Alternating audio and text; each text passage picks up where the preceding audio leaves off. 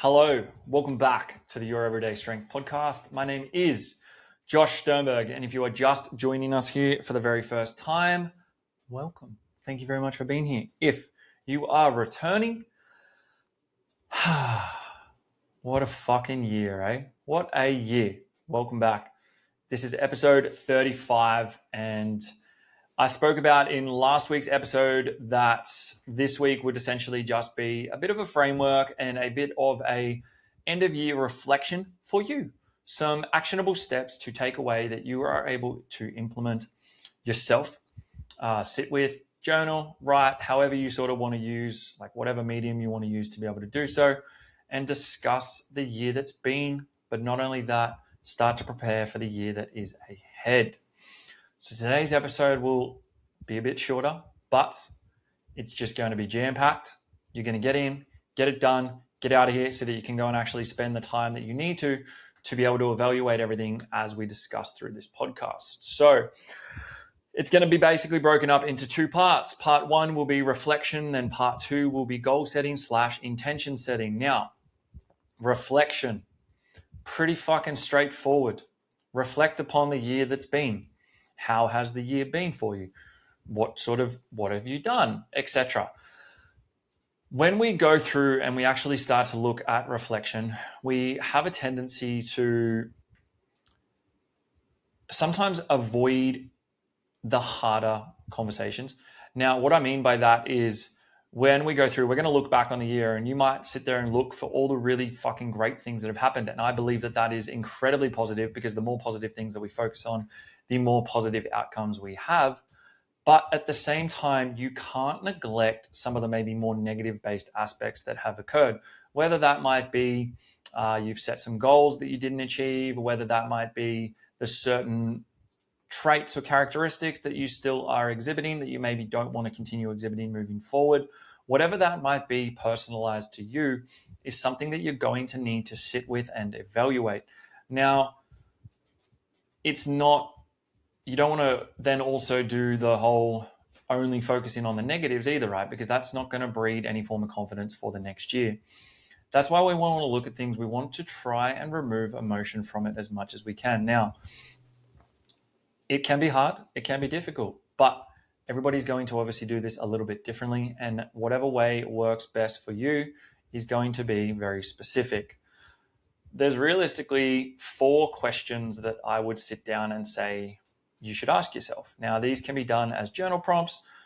You could utilize like the voice notes on your phone or something like that and talk it into the universe. You could type it on your computer. Whatever the case might be, sit down, allow yourself like a decent amount of time to actually sit with this and think about it thoroughly and go through the process. But where we're looking at to start off with is, what are 3 things you're most proud of from 2025?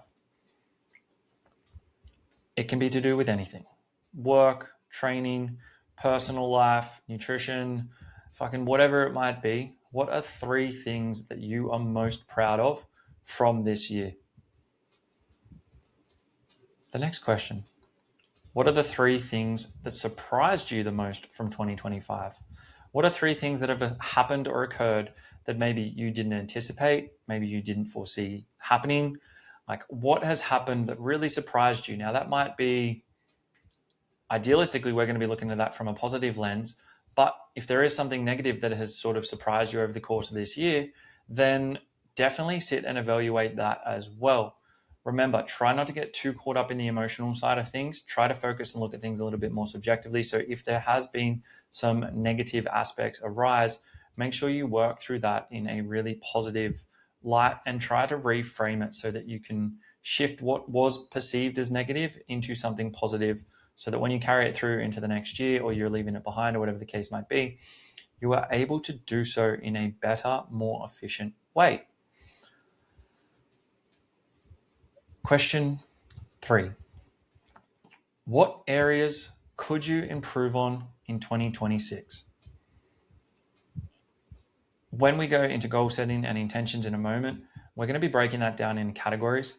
This is definitely something that you can do as well when it comes to this question, is like, what areas could you improve on? Sit down and evaluate yourself, do it as a scale if you need to. Do it as out of 10 or out of 5 or whatever the case might be. It's like, okay, cool. If you had training goals this year, how well did you stick to them? Was it a 3 out of 5? Was it a 4 out of 5? Was it a 1 out of 5? Nutrition. Did you have specific nutrition goals or body composition goals or anything along those lines? How did you go with those? Finances, work, like personal development, like any of these sort of things. If you have sat down at the start of 2025 or even back end of 2024 and started to evaluate and see where you were headed and what you wanted to do, then start to see, did you achieve the things you wanted to achieve? If not, what could you do to improve on it to ensure that you can in 2026?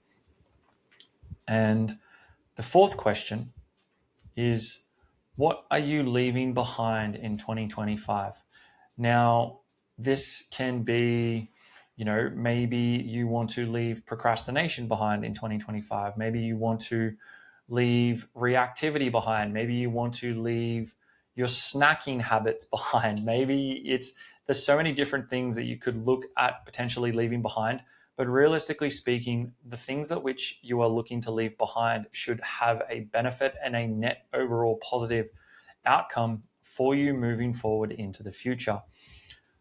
Try to think about this again. I'm going to keep reiterating the point, like come back to a really subjective point of view. It's like, what are some aspects that you could improve on? Okay, cool. Well, what about those aspects that you could improve on are you going to be leaving behind in 2025? Did you skip the gym more often than you went? Okay, well, one thing you could leave behind is, not showing up for yourself.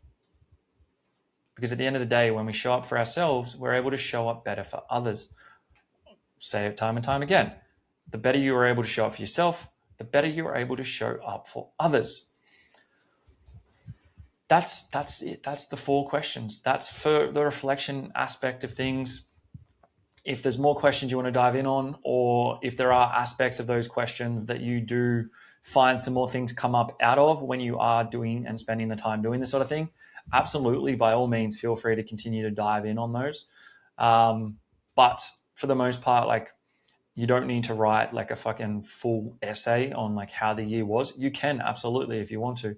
But, it's completely up to you. It's all individualized. And I think that that's the best thing about any point of like reflections or goal setting or intention is everything can have a bit of a framework and a basis, but the way in which you actually do it and partake in that is going to be very individualized to you. Which moves us on to the second part, which is goal setting / intentions. Now, as I already mentioned, we're going to be looking to divide this into categories. Now, myself personally, at the start of this year, I divided mine into personal, professional, business, finances, training. There's a lot. Give me a sec. I had it broken down into multiple different categories, which then actually allowed me to assess and see. So here we go. I have my goals written here. So the categories that I had last year were spiritual goals,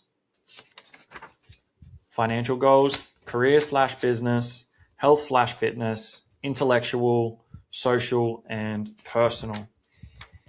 So those are a lot of categories, and you don't necessarily need to break yours down into as many categories if you don't like, or if you don't want to, or if you don't even have that many goals that you want to set. That's completely fine. It's completely up to you. I just found personally that by having it broken down into different categories, I was able to understand a little bit better about what I was hoping to get out of from this year.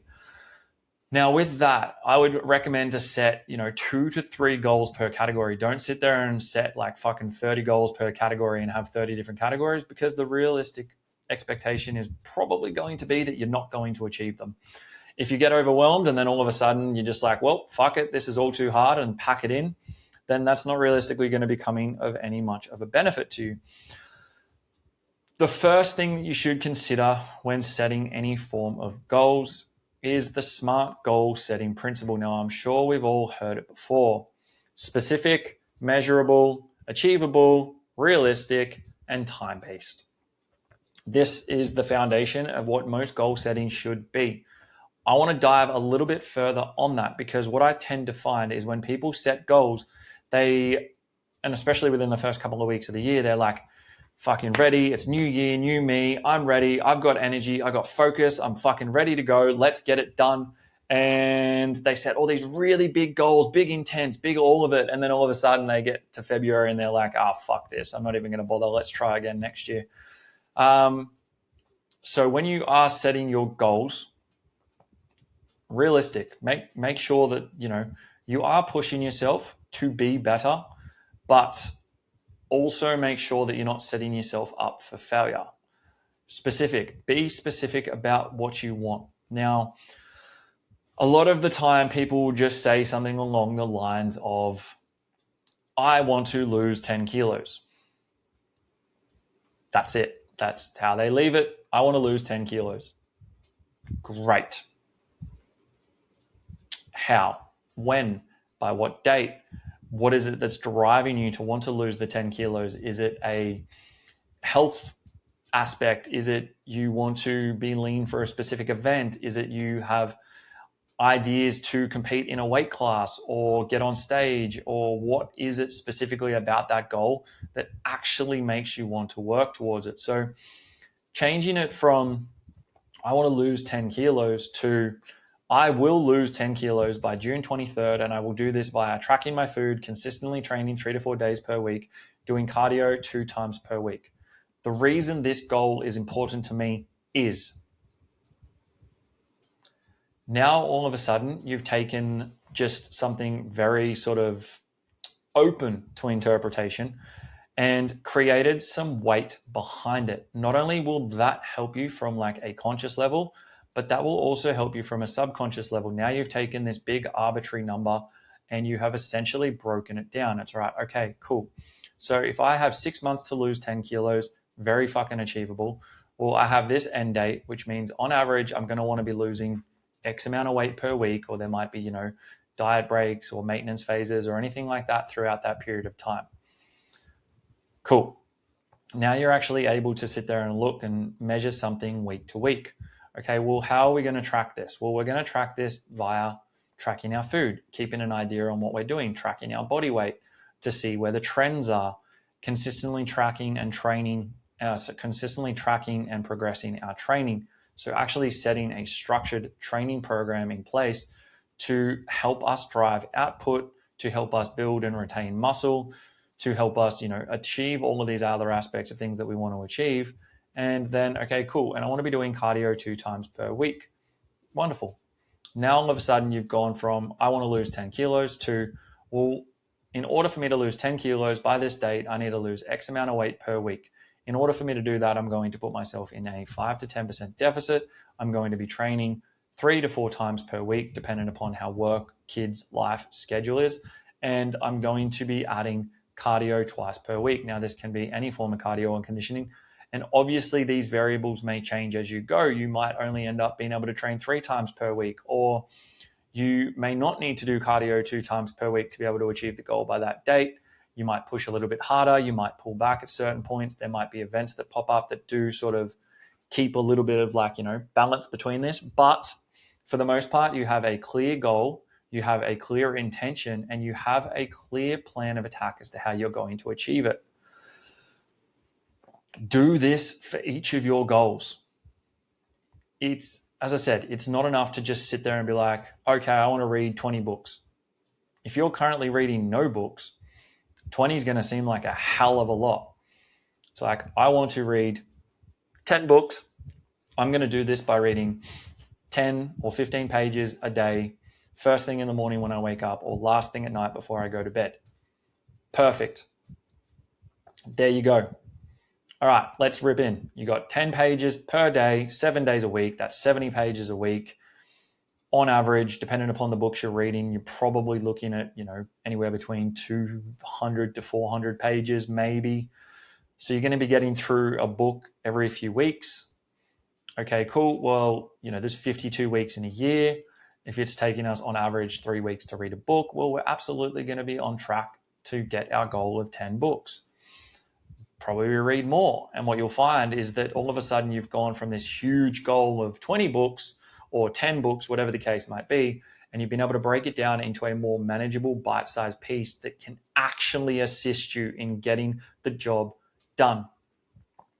Be intentional, be clear, and reiterate why it is you want to achieve this goal. Like, what is it you are trying to achieve, or why do you want to do it? If it comes back to the reading aspect, it's like, okay, well, maybe you want to read certain books on personal development or psychology or different aspects of your life that you maybe want to improve, or training or nutrition or whatever the case might be. Or you just want to read a fantasy novel and you want to be able to do so to be able to help yourself calm down before bed a little bit better, to regulate your nervous system so you're able to sleep better. It doesn't matter the exact reason why you're doing it. All that matters is you have that written down so that you're actually able to sustain and put a little bit of weight behind the goals or the intentions that you have set. Now, in the past, I've set things like vision boards and goal boards and all the rest of it.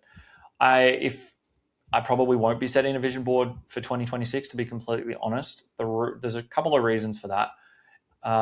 One of them is a podcast I was listening to with Dr. Tara Soa. Basically was discussing around how vision boards are just, a big arbitrary thing. You put some really cool, nice photos on a board, and that's basically all people do. Setting an action board or setting an intention board is basically breaking down exactly what I have said. So if you were to just, put lose 10 kilos on the vision board, it's like, great. But put lose 10 kilos on the vision board and then put underneath it like a small actionable steps that you can take each day to ensure that you're actually going to achieve that goal, so that it is an intent, it is an action, it is action driven. You can actively do something about it. If you have a goal of buying a house or whatever the case might be, it's like, okay, cool. Well, per week, I need to save X amount. Now, if you work for a company and you get paid a wage or a salary or whatever the case might be, you have a pretty clear understanding about what you're going to be making per week. If you sit down and you structure out a budget and you have actual, written out what is your outgoings per week, what is your incoming, what is the disparity, how can you clean it up if you need to, and what are you realistically going to be able to save per week to help you achieve that specific goal. These are the things that are going to help drive action. And rather than making it such a big, daunting step, it's like if you currently have like 10 grand in your savings, you're like, I want to buy a house. It's like, well, in this economy, 10 grand, you're not really getting anything for that. But if you want to save, well, then you can, how much do you need to buy a house within the price bracket that you want? Roughly X amount. Okay, cool. Well, for me to save that, I need to put aside this amount per week to get there. At least, it still might be a little bit daunting when you look at that number and you're like, oh, fuck, that's actually a lot. But at least you have somewhat of a better understanding and you can start to actively work towards that goal with a little bit more of a clearer mind and a better intention behind it. That's it. That is today's episode.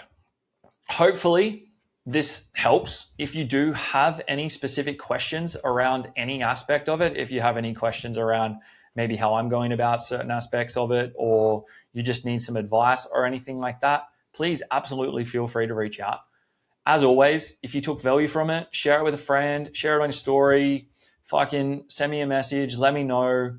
Otherwise, I hope everybody has a fucking fantastic Christmas. This episode is going to be coming out on the 23rd of December. So I hope everybody has an incredible Christmas with their family, their friends, their loved ones, whatever you do and how you spend the day celebrating. I hope it is filled with nothing but love and light, and you go into 2026 with a clearer mind and a bigger vision than you've ever had before, because I can promise you right now that every single person listening to this is so much more fucking capable than you believe you are. Have a fantastic Christmas. I'll speak to you guys on the next one.